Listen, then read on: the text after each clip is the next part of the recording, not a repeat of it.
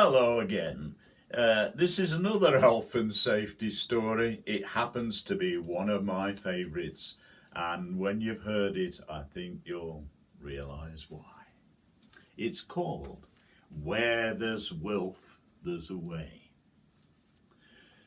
George Ferret was a stickler who was keen on health and safety rules. He would carry round a clipboard in pursuit of many jewels. He loved to quote from Acts of Parliament and boss everyone about, then return unto the office, leaving no one there in doubt that he'd been the victor in an office, old folks' home or factory, and woe it was to anyone who would dare to disagree.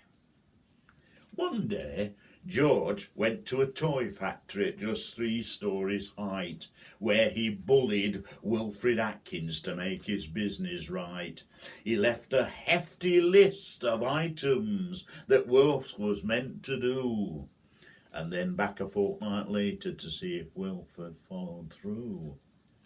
To George's great surprise, Wilf had complied with all red tape, yet there was one large exception. There was no fire escape.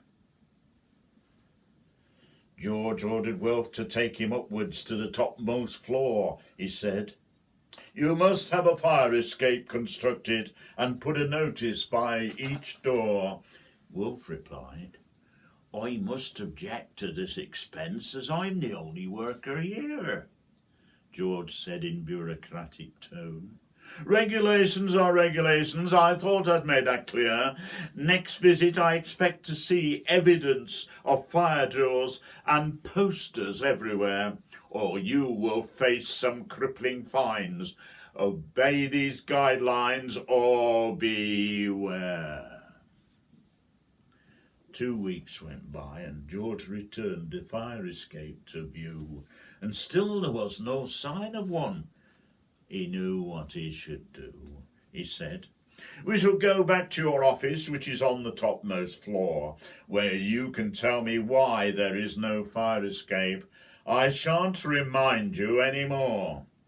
"No problem," murmured Wilfred, who could scarcely hide a grin. He said, "I know not to have a fire escape is tantamount to sin.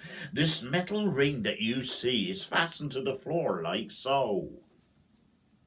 There is a rope attached which can be fed out through my office window. From there I abseil down until I reach the ground. Much quicker than a staircase, and for me it's safe and sound," growled George. "That is far too dangerous and goes against the rules. If I allow this rope trick, it would make elf inspectors look like fools." "But wait," said Wilf.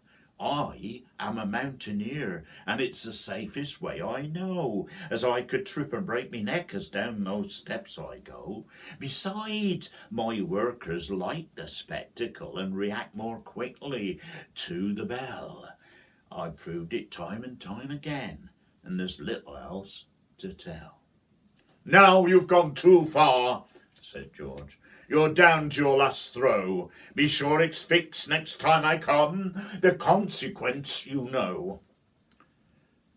George Ferret went back again, saying, "The next step for you is court. You clearly have no fire escape, and you're bound to feel distraught. In spite of all my warnings, you have ignored what I have said." Wilf replied, "Don't worry, sir. I've got it sorted. There's no need to lose your head. Just come with me to my office, where I shall reveal to you that I have installed a fire escape, which is wholly legal too." George followed Wilf into his office and was in an angry mood.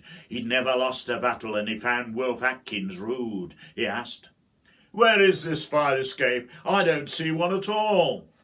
Wilf said, "If you look very carefully, you can see It's in the wall. I've cut a hole out 3 feet square and filled it with a panel. This board is fire resistant, and without further ado or flannel, it means I have another exit agreed by the bloke next door.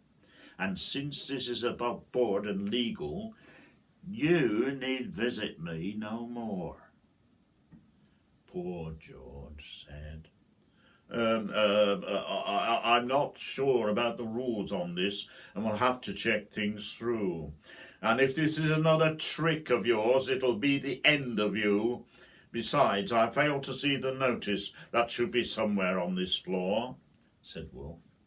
There's no need to worry. It's over here, behind this door. After George had read it, he exclaimed, It's an insult to public health. It says, in case of fire, it's each man for himself. When George returned to the office, he told this wondrous tale.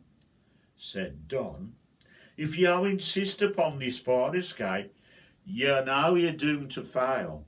Now that he has a second exit, there's nothing you can do.